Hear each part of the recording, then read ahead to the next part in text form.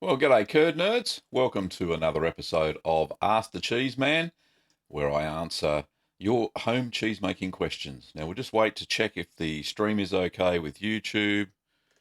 Looks good, and we'll wait for a few more people to rock up. This is the new time. Well, same time for me, new time for whoever else, because we changed to daylight savings a week or so ago. G'day to Connor and to Brendan. How are you both? And Joy, lovely to see you again, Joy. I got a few announcements after their intro, so I'll leave it till then. But we'll just check to see if Kim's online. Are you there, Kim?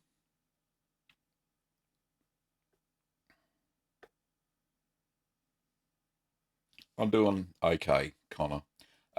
Brittany, hello, how are you?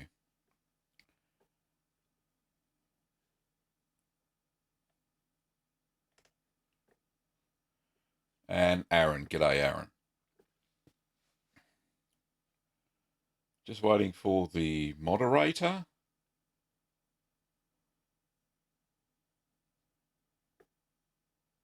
G'day, Markimus. Oh, she's there, finally. RS, good to see you. And g'day, Michael. All right, let's start the show, shall we? Well, g'day, curd nerds. G'day, curd nerds. Well, g'day, curd nerds. Well, g'day, curd nerds. Well, g'day, curd nerds. Well, g'day, curd nerds.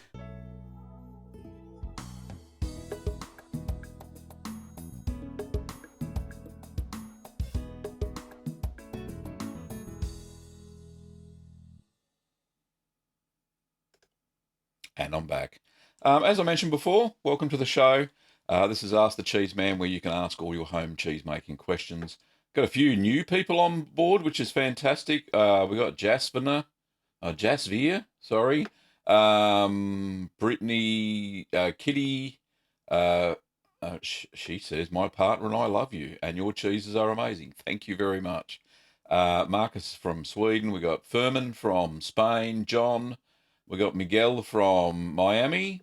We got Ali from Turkey. We got Lewis from Argentina. Scarlet Prairie from Wisconsin. We had Joy from Wisconsin there as well. Dawn from Missouri. Oh, we got people from everywhere. Just a few things before we start. I'd just like to thank new patrons this month. We've got new patrons. We've got Anthony, Rachel, and Jeremy. Thank you very much for your monthly patronage. If you want to pledge your support, then you can pop over to patreon.com/greeningagavin, which is the username. They seem to assign me there. And you can pledge as little as $1 a month, and it keeps the show running. Also, don't forget that during the show, you can do a super chat. It's a little $sign down there in the chat. And that is a quick way to donate a one-off or ask your question. There you can highlight it because the chat goes very fast, as you can see right now. One other thing. Where are we? Oh, a couple of other things. The one of the reasons that I wasn't online last Wednesday, was because I've had to go back to my neurologist, and I've got some headache issues again. I don't know if many of you knew. Last year I was diagnosed with a condition called new daily persistent headaches, which means exactly as it says. I get a new headache every day. It's persistent. It moves places in my head all over. There's a fuzzy cloudiness, and it's just not good. Anyway, I had to go back because I restarted again a week and a half, 2.5 weeks ago. So if I'm a little slow today, that's the reason why. I had a MRI on Monday, so magnetic resonance imaging, where they took a picture of my brain to rule out any other issues because it reoccurred. So yeah, not the best. Anyway, I'll go back to my neurologist on Friday in 3 days' time to find out what the diagnosis is and go on a course of medication. Anyway, that aside, If for sometimes you don't see me sometimes, then that may be the reason, but I'll let everybody know beforehand. On the cheese front, sorry to get that personal bit out the way, but on the cheese front, this weekend the video will be Port Salut and it'll be the taste test. That's been aging nicely in the cheese cave. I had to vacuum pack it because it was starting to run away with itself and getting all sorts of funky mold on it. All I wanted was the red stuff, but I think it will be okay and it should taste fantastic. And another bit of news for those who like shopping in our shop, littlegreenworkshops.com.au, the Australian dollar has taken a dive. So every other currency will get better value if you pop over to our shop, littlegreenworkshops.com.au. Due to the exchange rate, we've been getting quite a few international orders this week, and I think that would be some of the reason why. Anyway, we'll move along. I think we've got lots of questions here. Let me just track back a little bit and see if we got any to start off. Let me just have a look. So I'm just scrolling through. First question is from Aaron. Well, it's probably more of a statement. Really happy you did double brie. Looking forward to how it turns out. Me too. It's in the normal kitchen fridge at the moment, all wrapped up as you saw at the end of that video. It is, I don't know if it's starting to smell a little bit, but anyway, brie normally does that, or camembert, any bloomy rind cheese will off-gas a little bit of ammonia.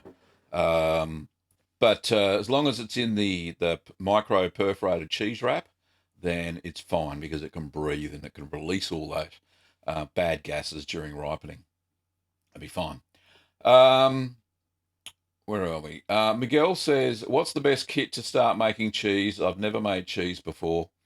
Yeah, look, there's lots on the market. I've seen quite a few. Like, I've got some behind me, or other side, some behind me there. So they're the Mad Millie range, or some of them anyway. So the fresh cheese kit's pretty good. You can make halloumi with that, and a few other good cheeses, cream cheese, and a few others. The Italian cheese kit, or the fresh Italian cheese kit, you make mozzarella, burrata, and a few other goodies, ricotta, and a few others. And they're all fairly cheap to start off with, and they have all the gear that you need. They also have another range that we stock in the store.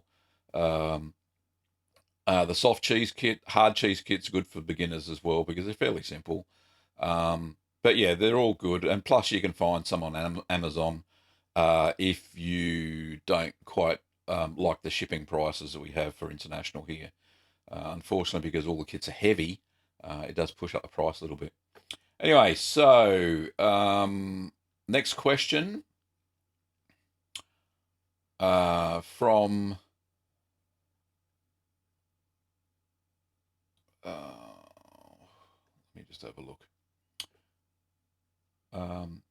Kotik, I don't know. Sir, we don't have any bacterial cultures available in Pakistan. Can you please tell me some reputable online site to buy these? Well, we ship to Pakistan in our store. Look, there's so many stores that now stock cheese making cultures. In Australia, I can count at least 8 or 9 now that sell starter cultures.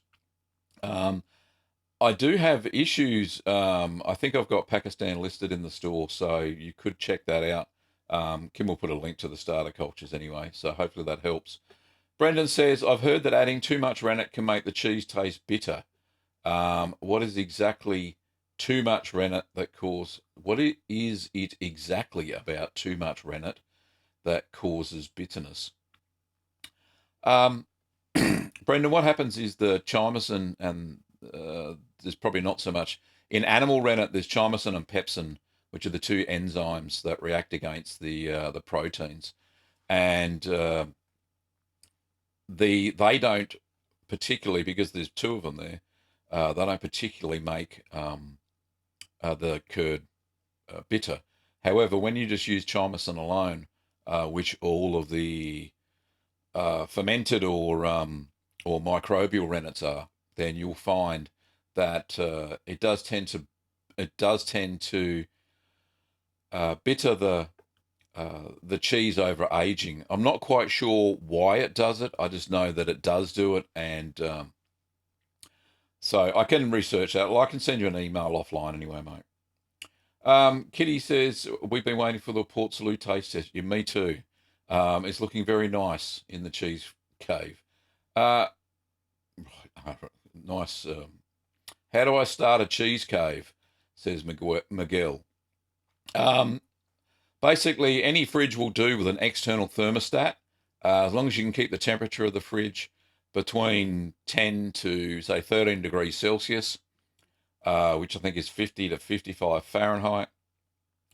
And you don't really have to keep the humidity high in it. I use ripening boxes, and you've seen that probably in the last video where I had, just plastic boxes with a mat in the bottom, whether it be plastic or bamboo, what have you, or even reed matting works as well. And as long as that's kept, the cheese is kept off the bottom of the box, so any whey or moisture that's expelled doesn't come in direct contact with the cheese. Anyway, I've got a super chat here. I've got to find it. Aaron says, thanks for the videos and live chats, very informative and full of great tips. Thank you very much, Aaron. Appreciate it, mate. Anyway, back to the questions. Ezekiel says, I have access to raw cow's milk. Do I have to boil it first before I use it in a cheese recipe? Or can I just use the milk raw for all recipes? Don't boil it. Whatever you do, unless you're making paneer or ricotta, no, don't boil your milk beforehand. Raw milk has got the best bacteria in it. All the starter cultures are all natural. They're all there. So you don't need to boil it. In fact, you don't even need to add starter cultures because all the native lactic bacteria still exist. If you have any issues with the quality of the milk, what you think is the quality of the milk, because you're sourcing it from far away and you haven't been able to keep it at the right temperature, then make sure you pasteurize it using the low temperature long hold method, and that'll keep some of the good bacteria intact. Okay, so Solo Dragon says, what is the best to use as a cheese cave? I've already answered that. Next, we'll move on. Faris, I think it's how you pronounce it, says, this is probably a basic question, but I've noticed you do a lot of cheeses using a double boiler, and it's just literally a pot on top of another pot. Is this a safe practice? Oh, is this practice safe? Yes, I've never knocked it off. So the weight of the milk holds it down. You don't have any issues. There's no wobbling, anything like that. If you're nervous about that, then all you simply do is put your cheese making pot in the kitchen sink, fill it up with hot water. When the milk gets up to the right temperature, pull the plug out, and the milk will hold the temperature that you need. There are a few other techniques. There's a device. It's a long thing called a sous vide, and that can maintain the temperature of a water bath. You just set it to the right temperature and away it goes, and you can pop that into the sink. Some people use a Bain Marie, which they use the double boiler, so they use the Bain Marie and they put the sous vide in there into the water, and that comes in contact with the stainless steel vessel, which holds your milk. So that's another way to do it as well. Quite a few ingenious ways to heat up your milk. I prefer that method. I've been using it ever since I started. I can control the temperature really well just from the steam that comes out of the water in the second pot, and I know exactly when to turn it off, so it works for me. There is a video on heating milk, how to heat your milk. Now, if Kim can find the link to that video and pop it up, that'd be fantastic. Okay. Next question is from Scarlet Prairie. Gavin, I spoke with Master Cheesemaker here in Wisconsin that specializes in washed rind. Rind shouldn't be sticky all the time, but should dry out some. Also, shouldn't wash all the red off. Yes, I found that out. that last time I washed the Port Salut, I actually should have probably just moistened my hands with the brine solution, the simple brine solution, just rubbed all that over. I found since about 3 or 4 days afterwards, and you'll see this in the video, um, it started to crack in the rind because it was dry. It was drying out, and I'd taken too much of the bacteria off. Um, so that's one of the reasons I had to vacuum pack it and keep it intact until the taste test. So it's matured now for 6 to 7. I think it's about 7 weeks, and we'll see what that looks like come the weekend. Okay, Kim's been banning some people. That's fine. Where we going? Right. So after Aaron's super chat, thank you, Aaron. What causes the squeaky feel? I think you mean on curds. It's just that the rind of the cheese or the outer coating is extra tight, and that's what causes the squeaky feel. Illiterate Beef says, "Hi Gavin, have you made burrata cheese? I'd like to see you make it." That's a good one because I actually do have a pretty good recipe for burrata. I haven't made it. I'll put it down, and it should be fairly simple. I've got to remember to spell it now. Burrata. There we go. All written down. It's on the list. Okay. Quote just one name to buy cultures online. Yeah, littlegreenworkshops.com.au. There you go. You can go and check that out. I think Kim's probably put the link in there by now already. Brendan says, when you make ricotta, do you add milk to the whey to boost the yield? I used to, but now I don't. I find ricotta is more delicate with pure whey. Yeah, look, Brendan, I appreciate the question. I think you're 100% correct. Because if you're making whey ricotta and not sweet ricotta, and the difference with whey ricotta is you use the creamy whey from cheese that's been, from cheese that's been set with rennet. So don't even try to make ricotta from whey that is clear and yellow. There is no protein content to it whatsoever. You will not get a yield. If you add milk, all you're doing is getting the milk back and essentially making sweet ricotta. So you don't really want that. Sweet ricotta is when you've got whole milk and you add vinegar and it curdles. But what proper whey ricotta, Brendan's 100% right. I wouldn't add anything to it. If it's really creamy, the whey is, or cloudy, then you'll get a much delicate yield, more delicate ricotta. It won't be rubbery that you find. And add a little bit of, if you're using vinegar or apple cider vinegar, add a little bit of acid at a time to get it to the consistency that you want. I found that that's certainly the case when you're making sweet ricotta as well from whole milk. Thanks for your question, Brendan. Next one from C. Bob. Do you clean and reuse your cheesecloths? They seem rather fragile. They're actually a lot tougher than you think.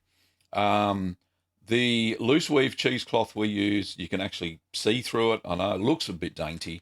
However, when they come out of the press, what I basically do, give them a wash in hot water first, just to get any bits off, if there's any cheese bits stuck on there. And then put them into the front loader washing machine. And don't put any detergent in whatsoever. Put it on the quickest wash you can, like an express wash, 30-minute wash. I set the temperature at cold, and in the fabric softener container, I add half a cup of white vinegar, and then let that go through its cycle. When it comes out, it smells fresh. There's nothing on it. You just hang them out in the sun, and they dry off, and there's no bacteria. And as soon as they're dry, all I do is put them back into a Ziploc bag, and then put them into my back into the cheese making kit, ready to go again. So, you can reuse them over and over and over until they start fraying at the edges and get holes in them that look really gnarly. So, no, just don't throw them away. Just keep using them. And when they sorry, I'll take another sip. When they do get a little bit gnarly, then you can use them for cloth banding, for cheddars and the like. So, there's lots of uses for them. The Flying Sujin says, "Hi Gavin, love the videos. Why are there some rinds that are good to eat and others that are too strong and not edible? Could they all be edible if washed often? You know, the French have a way of making um, using the rinds of really hard cheese. It's called fromage fort, and basically means strong cheese. And they take the rinds from cheeses like Alpine cheeses that are really hard to grate and stuff like that, and they melt them all down into a cheese sauce. And they do eventually melt if you keep it bubbling long enough, you know, grate off or cut off into small chunks. They all melt, and it makes a really nice cheese sauce. So they are actually edible. It's the ones that have and it's very hard to see, there's a PVA coating that some cheesemakers put onto their cheeses, and usually it's factory made cheese. Um, so you got to be aware that that may be present. You can see it, you can scratch it, and it's a flaky thing you can get off. Sometimes it just comes off whole as bottles. You may notice if you buy Baby Bell, which is a brand of really small cheddar, and you'll see underneath the red wax coating there's a white coating of PVA that they've put on there as well. So just make sure that that's not on there. But yeah, like I said, fromage fort is a method of using the rinds, and anything too strong, they make a lovely cheese sauce out of it. Goes fantastic over all meats, vegetables, that sort of stuff. There we go. Okay, where am I up to? Sorry, there we go.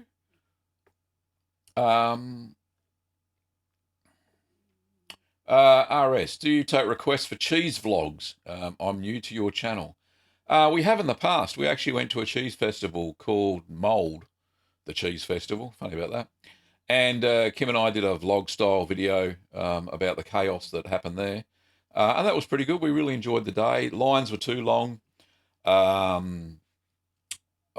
we wanted to do was taste the cheese. And I know the cheesemakers have a lot of pride in their product, and they seem to want to tell everybody the story of every single cheese for every single person in the line. But I think they fixed that up in the second session.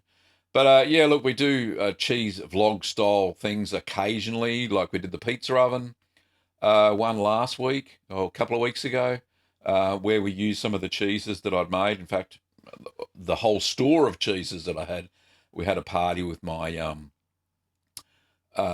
kids, my adult kids, and their partners and friends, and invited them around for a cheese tasting, and had some lovely Gruyere on garlic pizzas, and smoky Gouda or Gouda on our pizzas, and it was absolutely delicious. So it was just cheese in action, if you get the picture.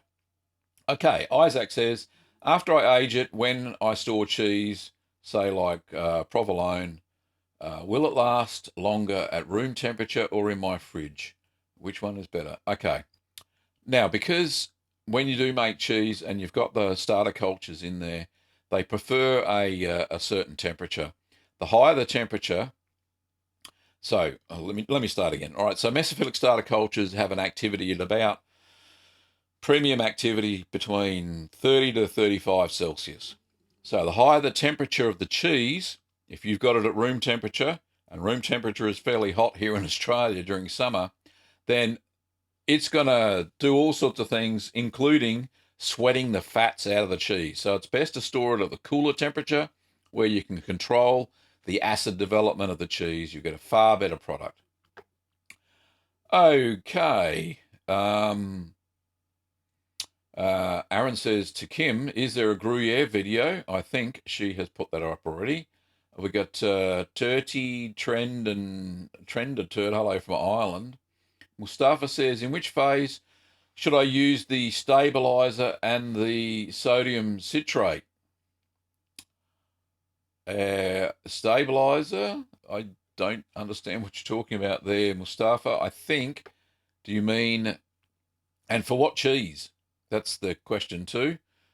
Sodium citrate, I think you mean citric acid. Sodium citrate is a combination of bicarb and citric acid.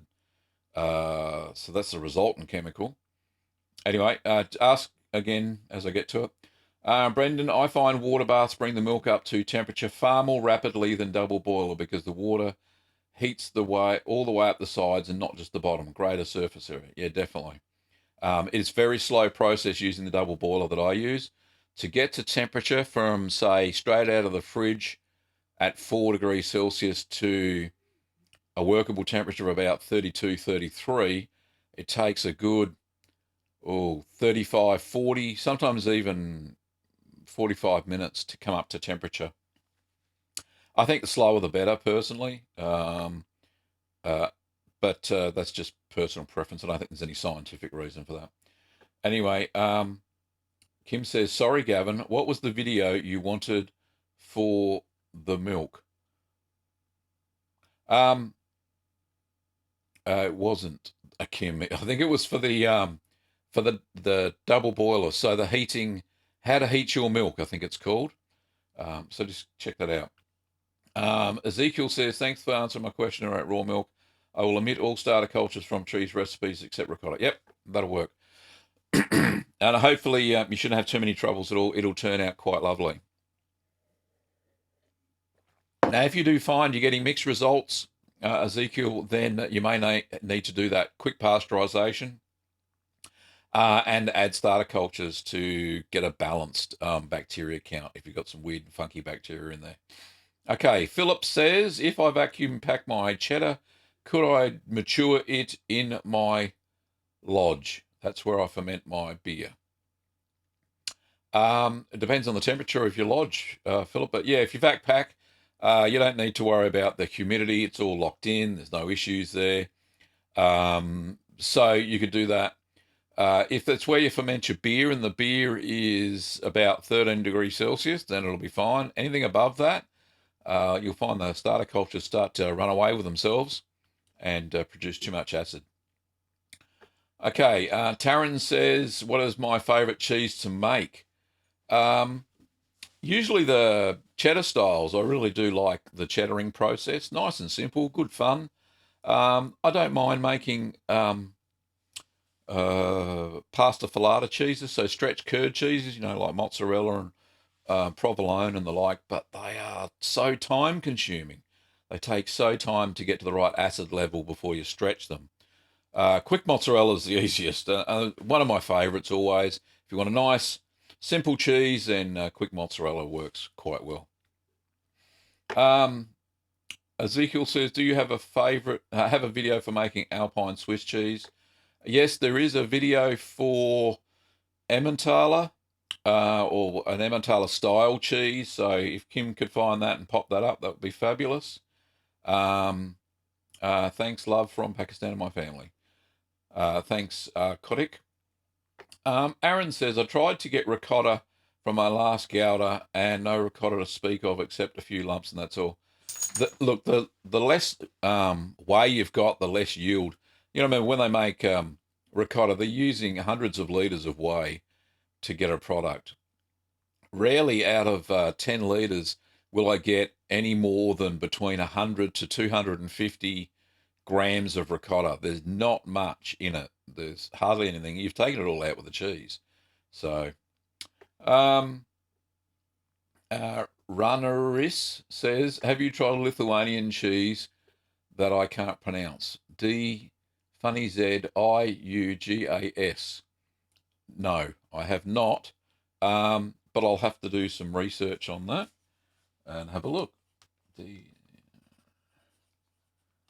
I'm sure it'll come up in Wikipedia, and I'm sure I can find some sort of recipe on how to make it. Anyway, Joe at home. Oh, right, that's how you say it. Hello from Canada. Got inspired trying to make cheese video. Tried cottage cheese. Didn't go well, but your video on your fails tell me doesn't always work. Trying Neufchâtel next. Neufchâtel's really nice. I haven't made it yet, but I've seen it made. And just a tip with Neufchâtel is that make sure that initially you get cream cheese and you put it into molds. Make sure it's quite well drained before you put it into your molds, using a tight weave cheesecloth, and let it drip before you put it into the molds, and then the white bloom will happen after that. Anyway, Trisha says, is it okay to wash and remelt, reuse used cheese wax? Most definitely. Cheese wax is great that you can reuse it over and over and over again.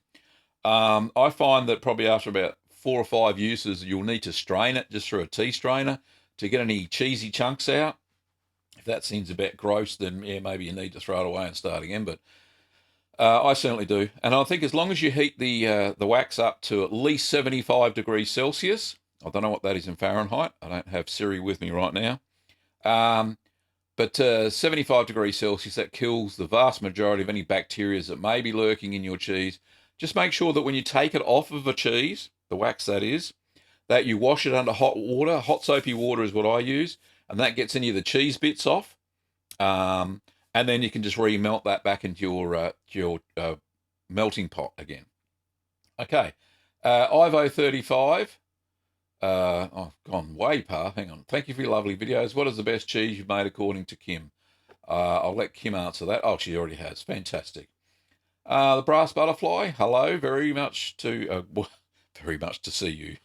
It's good to see you. Okay. Angelo says, I just want to know what kind of milk you suggest to make cheese in Canada. Whole milk, which is, if you can get it unhomogenized, then that's fantastic. As long as the milk fat is above 3.25%, or at that. And if you can get it unpasteurized, even better. Raw milk, even better still. Go and check out, there is a milk video that I've done. It's the best types of milk to use, shop bought milk to use. I know it's Australian based, but you'll get a fair idea on fat percentages and stuff like that, which are good to use. Jonathan says, no questions, just saying hi. Hi back at you, Jonathan. Josh says, I'm curious about your how you typically enjoy your cheese. Any particular tools, music, scenery that go with your cheese enjoyment? Have you ever used a stationary wire cutter? Thoughts on them? How do I enjoy our cheese? Well, typically on a cheese platter, so we'll have 2 or 3 varieties of cheese, from a strong blue to a bloomy rind to a cheddar or alpine or whatever, a harder sort of cheese. And we'll do that on a usually Sunday afternoon. We'll sit outside in our garden with some water crackers that don't have any flavour at all, which is good. And we enjoy it with a nice glass of either rosé or white wine. I can't drink red wine anymore because of the headaches. So stationary wire cutter, we don't. I've got a chopping board, a cheese board that has a wire cutter on it. I think they're a waste of time unless you've got a really big wheel of cheese. And the wire never stays tight enough and it wrecks the cheese. It doesn't cut it properly. So I just use a knife. I got some cheese knives, small cheese knives, and they seem to do the job all right. Anyway, Mustafa says, I want to make pizza cheese. I tried your mozzarella recipe, but it was expensive to sell it for restaurants. I want to increase the amount of cheese so it becomes cheaper. Any advice? Let me think. Well, it all depends on how cheap you can get the milk. That's the problem. So the cheaper you can get the milk from a reliable herd, then the cheaper your cheese is going to be. The chemicals, so the rennet, the citric acid, calcium chloride, if you're using raw milk, you won't need that. Then really, if you buy those in bulk, you're going to get it cheaper as well. Obviously, make it in bigger quantities. You got bigger quantities of milk, you're going to get a bigger yield, so therefore the price is going to be cheaper. So I hope that helps. Okay, I don't know how far, I'm way behind here. I call it, can I give my leftover whey to my cows? Yeah, of course you can. No problems at all. We give it to our chooks, the dogs. It gives them the runs, so I wouldn't give that. I water my plants with it. Pigs love it, because in where they make Parmigiano Reggiano, they use all the whey from the Parmesan process and they feed it to pigs, and that's how you get Parma ham. So yeah, it fattens pigs because of the high protein content as well. Michael says, is it best to use a temperature-controlled countertop range to heat up milk since you can set the temperature and it can't go over the temperature set? Would that be better than using a double boiler? Yeah, you can. I think those new uh, induction heating pads, they work very well and you can set the temperature. As long as you've got a thermometer in the milk to make sure that that is the right temperature, then if you can do that, then that's fantastic. You just set it and hopefully it doesn't vary too much in temperature. That would be a good option. So, yeah, you could use that, Michael. Okay, M. Gamel says, hi, Gavin, we don't have the powder starting cultures in Egypt available in the market. That's you're going to have to get them in. Can we use? Oh, I think way down here it says something here. Can we use yogurt instead of thermophilic and buttermilk instead of mesophilic? The most leading very similar cheese. Yes, correct. You can. So if you, because yogurt is inoculated with the thermophilic culture, it has a few other strains of bacteria in there that make it sour or milder. But at a pinch, you can use yogurt as your thermophilic culture. I've done that in provolone, and that seems to work. And you can use buttermilk as a thermophilic culture starter. Just use, I think it's about 7% is the amount of starter to milk. So work that out. So that should work fairly well. There's another way you can do it is use kefir grains, which are little milk-based grains that have those cultures in them as well. And you pop that into your milk, leave them for about an hour or so, and that helps the bacteria breed through the milk, and you'll get the same sort of result. But you can only really use that in raw milk. So hopefully that helps. Mustafa says, I read that there is a material called stabilizer that makes the cheese lose less weight, and then other material called hydrocolloids. Is that right? I'm not sure. I think they probably use that in the commercial process. I've never used anything like that in home cheese making, and I'm only a self-experienced expert in home cheese making, so I can't help you out with massive big yields. You may have to contact a factory to see how they do it, or go on a factory tour. That would be a good way of doing that. If there's any nearby, I know we have factories that make mozzarella and stuff here in Australia, so couldn't see wouldn't that be too much different. Anyway, Nadiva, I think Nadiv. Sorry, that's how you pronounce it. It's fantastic to see so many cheeses are made exactly the same way with just a few differences in ingredients and slightly varied methods can produce so many different cheeses. That's why I love it. That's why I love cheese making, is because you start off with the same raw ingredient, which is milk, and from there um, you can make so many different varieties by just changing the lactic bacteria or adding ripening bacteria or ripening molds. And the way you treat it in maturation can differ as well, different humidities and the like. Even different pressing weights will change the way the cheese texture comes out. It's just so many variables. That's what makes it so much fun. Plus, you get to eat it afterwards, and that's the best bit. So, all very cool. Okay, so Ezekiel says, do you have videos for spread cheeses for crackers?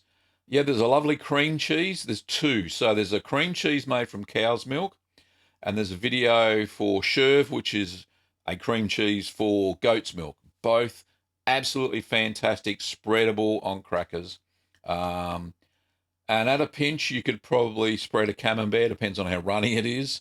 There's videos for that as well. Sarah says, hi, I love your videos. It has really helped my confidence in cheese making. Thank you. No problem, Sarah. That's what I do it for. Jonathan, that video where you shared your cheese with family and pizza in the brick oven was awesome. Thanks for sharing that. Thank you. It was good fun. It was really good fun to make. Kim wasn't in the video very much, as you probably noticed, because she'd had an allergy to something and her eyes were all puffed up. So she didn't want me to show her on camera. Anyway, next time. Okay. Kevin says, hi, Gavin. I like your channel. I'm a self-learned cheesemaker, similar to me. Haven't gone to cheese university or anything. But thanks and welcome to the show. John. Hello, John. Good to see you. Anybody wanting to have smoked cheese, just send, and we have 62 grass fires in Northern Northern California. Oh, it's no good, mate. Hopefully you're out of danger.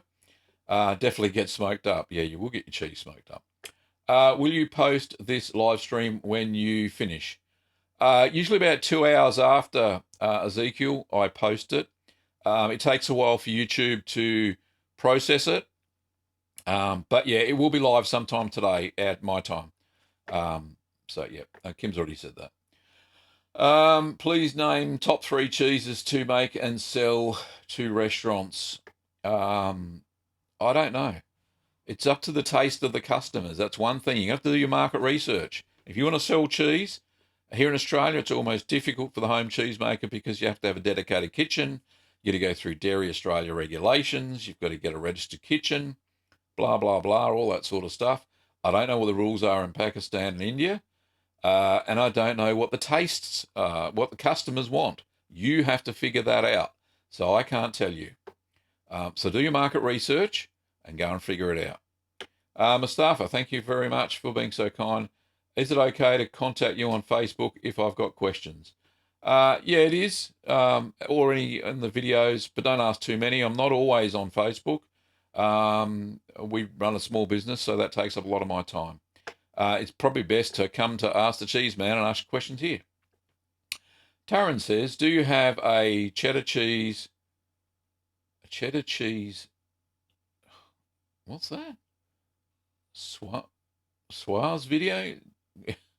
My mum would trying to be. I don't understand. I don't know that word. Let me just. Can I Google it?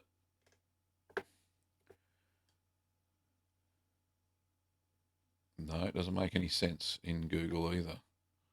Maybe misspelled. I do have a cheddar cheese video. Yeah, Kim will put a link there somewhere. Yeah, Kim says she's shy. Do you have a video on how to make blue cheese? Yes, Stilton is a blue cheese. Also, I made my own blue cheese recipe called Petite Blue. Go and check that out. There's a couple of recipes there for you. Blue cheeses are difficult to make. They're not a simple cheese. They take a lot of time and patience. And you've got to have the conditions just right for them to mature. Brass Butterfly said, I visited Melbourne last week, and when I visited the Victorian markets, I bought some beautiful washed rind and truffle cheddar I had at the hotel with a nice red wine. Yeah, Vic Markets does have a fantastic cheese range, and from quite a few artisan dairies as well, which is really good. Kevin says, I was making Emmentaler and Swiss Tilsiter, which is same as Tilsit. I have the recipe for that as well. Kootenay Organics. I would like to use up skim milk I will have after separating my raw goat's milk. What would the skim make a decent ricotta or pressed ricotta salata I could save and add the leftover rennet cheese whey? Yeah, that'll work. There'll still be some proteins left in it. So you could do that and have no issues at all. Split it out with some acid, whether it be lemon juice or citric acid or what have you, and test it. Make sure you add a little bit of a thyme so you don't get it too rubbery. But that's a good way of doing it. And pressed ricotta salad, I've done that before. Really nice, really salty. Not too much taste. It's more saltiness than anything else. Okay. Anoop says, is there any problem to make the curing of the cheese in the fridge if we don't have a special camera to do it? I'm not sure, Anoop, what you're asking there. Is there any problem to make curing of cheese if you don't have a special camera, a special fridge to do it? Yeah, look, at a pinch, really, if that's all you got and you got a kitchen fridge, put it in the warmest part of the kitchen fridge. You'll have to get a thermometer to check whether the top's warm or the bottom's warmer, usually a bit at the top, and put your cheese to ripen there. If that's all you've got and you've got a really hot climate, it'll take a lot longer to mature, but you'll be able to do it. Coinman says, do's and don'ts of smoking cheese. Don't hot smoke your cheese. It will melt. Cold smoke your cheese and smoke it after it's mature, and that you'll get a better result. Don't smoke it after it's come out of the press because the smoke flavors will, the carbon will kill off starter cultures. It's best if you do it after it's mature. Angelo says, thank you. Most popular milk in Canada, say partly skimmed, vitamin A, palmiate. Oh my goodness. Vitamin D3 in the milk video. You said stay away from certain ingredients or is it okay? Or processors just want to make sure that it is okay. It should be just milk with no added anythings. So you're going to have to hunt around, Angelo, unfortunately. So just milk, no additives, no extra vitamins, anything like that. It just needs to be pasteurized milk, or if you can get it from a dairy, raw milk, if it's not against the law in Canada. Milk with all those additives, they've probably been ultra pasteurized, they've had extra oil added to them, and extra vitamins. You don't need all that gunk to make cheese. Aaron says, I noticed that a lot of your cheeses develop eyes that here in the US don't nearly have eyes in Munster or Munster. Any factors that affect this, or is it expected? Yeah, it is actually expected in most cheese. Depends on the culture you use. If you use a gas-producing culture, then you'll get eyes. If you use propionic shamani, which is a bacteria that releases CO2 and turns the paste a little bit nutty. That's what's in Alpine cheeses. But a few of my cheeses, they have really small eyes. And that's just from a gas-producing bacteria that I use. If I use the aromatic bacteria, it produces gas. And that's just the way it is. Yes, it is expected, I suppose, is the answer to your question. JJ says, have you ever heard of the world-renowned cheese maker named Mike Oxlong? No, I haven't. If he's not in Australia, I haven't heard of him, unfortunately. I'll have to look him up. Okay, Kevin says, Aaron Hoff, it is difficult to make cheeses without holes with his equipment. Yeah, don't have that much pressure as well, if I'm talking about mechanical holes. The softer paste ones, like I said, CO2. Andrew says, is there anything you can do when you buy squeaky cheese curds from the cheese shop and they're not squeaky? Yeah, you can heat them up in the microwave again, just slightly. Don't melt them, and they become squeaky again. Josh, what's the difference between tasting calf and lamb lipase? What do you recommend? Yeah, so there's three types. There's calf, which is mild. There's lamb, which is a little bit stronger. And then there's kid, which is really sharp lipase. So that's the difference in scales. So mild, medium, and sharp. So calf, mild. Lamb, medium, and kid, very strong, very piquant flavour in the final cheese. So there you go, that's the difference. Daniel, hi Gavin TY. Thank you, Gavin, for sparking my interest in cheese making. I look forward to videos. No problems, Daniel. Brendan, is there a point you can reach at where any more rennet will not result in a firmer curd? Is there a limit at which more will not make it any firmer, or a limit that is written on the label? Yeah, so the limit, if you look at the specification sheet, Brendan, most cheese shops will have a specification sheet for their rennets, and they'll tell you what the IMCU is, or International Milk Coagulating Unit standard is for that rennet. It'll tell you what the time of set is per 10 litres or 100 litres, and you just have to divide that down.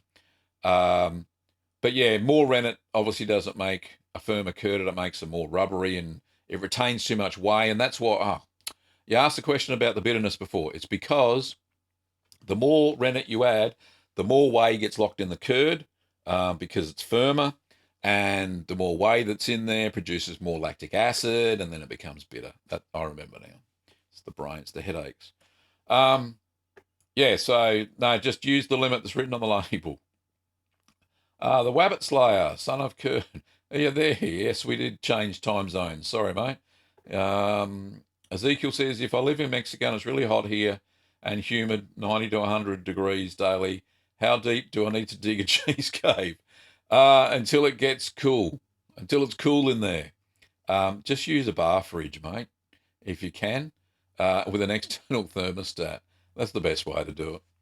JJ, how about the cheesemaker named Juan Card? Mike Oxlone likes Juan Card due to her tangy antics. I don't know. No, I haven't heard of either. Inyun Windward, do you think you'll make a blue cheese feta? No, I haven't heard of blue cheese feta, or I haven't seen it anyway. It might be difficult because as soon as you put it in the brine, it's going to kill the blue. Okay. What is your favourite cheese to make? All of them. They all have their varying fun things and their various nuances, which makes it all very exciting. Taryn says, "Oh, sorry, I meant cheddar cheese sauce recipe." Oh, okay. Is that what the word was? No. Oh, now JJ, you're getting banned.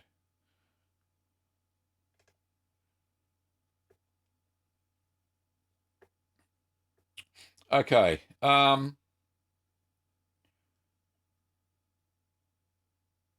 So where was I?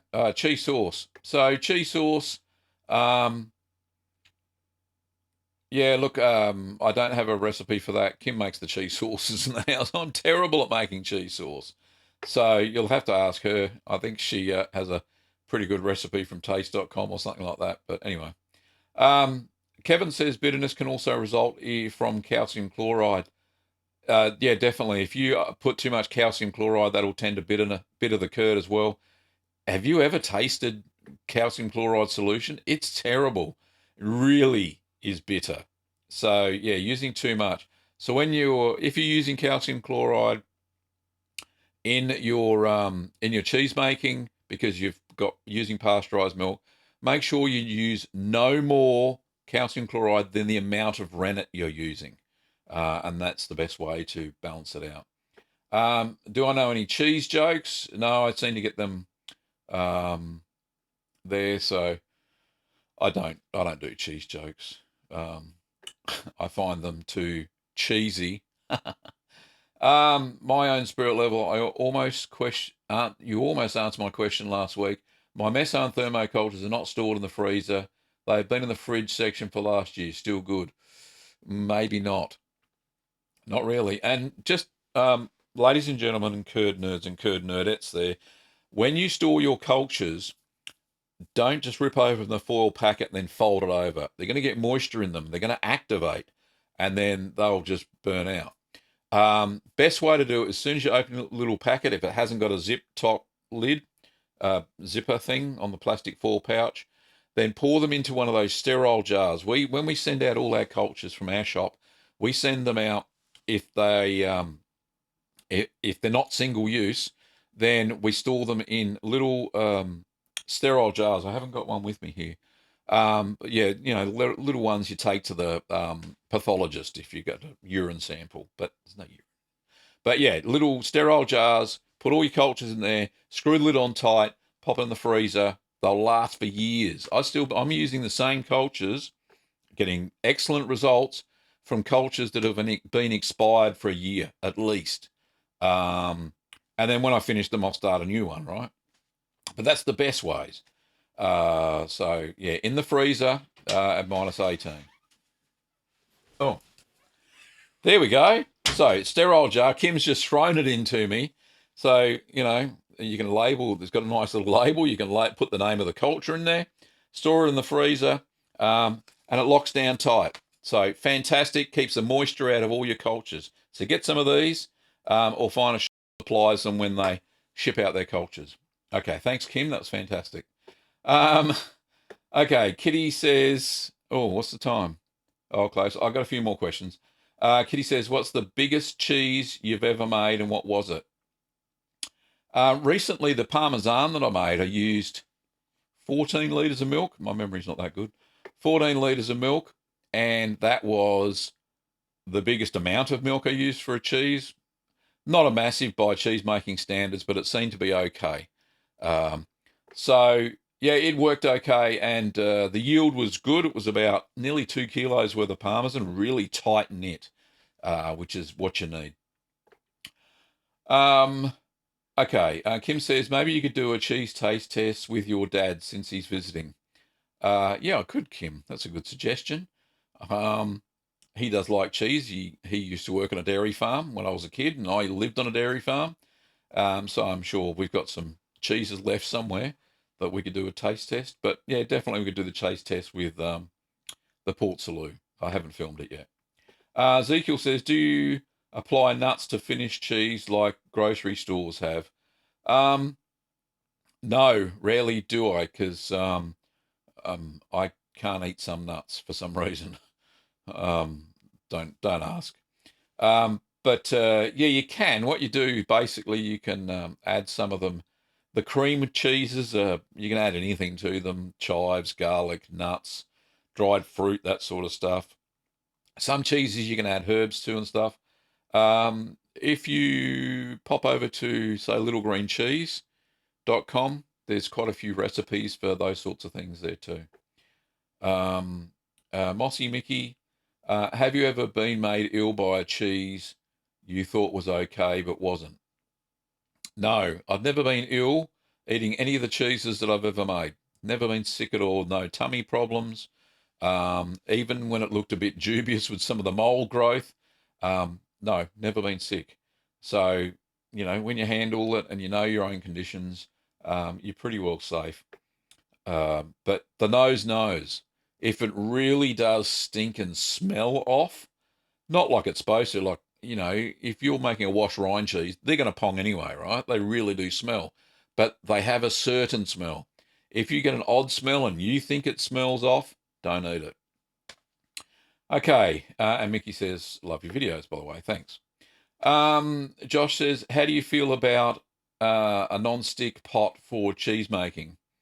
How about plastic spoon for stirring? Yeah, you can use either of those. The problem with the spoon, this pot will be fine. If you're using a Teflon pot, that's no problem. The plastic spoon, I find it's very hard to because they get scratches in them, and then bacteria hide in the scratches. Very hard to sanitize. You can't boil them because they melt. Stainless steel is a lot better, much better for all of your cheese making gear because you can boil it. That's what you want to do, and you don't get deep scratches like you do in plastic. Um, Manuel says you're awesome. Thank you, mate. Appreciate it. My own spirit level. Do you use a sous vide device for temperature control? I don't, but in the chat there's a guy called Brendan, and he does, and he swears by it. He says it's fantastic, and he controls the water bath temperature with the sous vide, not the milk. So yeah, you control the temperature of the water bath, not the milk itself, because the sous vide would be pretty hard to clean, I would think, if you stuck it in milk. Anyway, we're coming up to 58 minutes, so we're going to call it a day. I'll just answer this last question. Tiaga permaculture, do you serialize using sodium metabisulfite? No, I don't. Sodium metabisulfite used for home brewing. The alcohol kills that off. Unfortunately, in cheese making, you'll get a sulfur tasting residue in your milk, so don't use it. One sanitizer they use in cheese making commercial factories called Idafor, which can be used, no problems at all. What happens when you use too much lipase? It just becomes sharper. Okay, we'll finish off the show now. Thanks for all your questions. Really appreciate it. Don't forget that if you want to buy cheese making kits and supplies, you can pop over to littlegreenworkshops.com.au. Kim will pop the link up to the cheese making section there. We ship internationally, all over the world. Also, don't forget that you can buy my ebook in the same shop or at littlegreencheese.com. So pop over there. You can keep in touch with us during the week at Facebook and Twitter and answer any questions there. I'm a little bit slow off the mark sometimes on Facebook. But yeah, if you've got any long ones, then it takes a while to respond back to those. And last but not least, obviously, merch store stuff. Kim will put a link to the merch store. If not, it'll be in the card in the archive of this video. And it's in the video description below somewhere. So you can check that out. Don't forget that you can become a patron of the show and help support us for as little as $1 a week. Go over to patreon.com/greening of Gavin is the link there, and you can pledge your support on a monthly basis like lots of other people are doing, which are fantastic, and it helps us keep this cool audio gear working and the hosting and our internet connection and all that sort of stuff.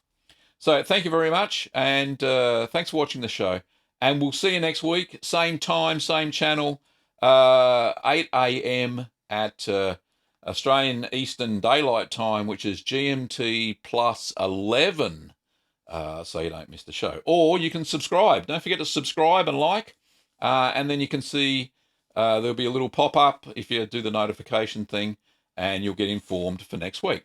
Anyway, thanks for watching, everybody, and we'll see you next time, Curd Nerds. See you later. Well, g'day, Curd Nerds. G'day, Curd Nerds. Well, g'day, Curd Nerds. Well, g'day, Curd Nerds. Well, g'day, Curd Nerds. Well, g'day, Curd Nerds.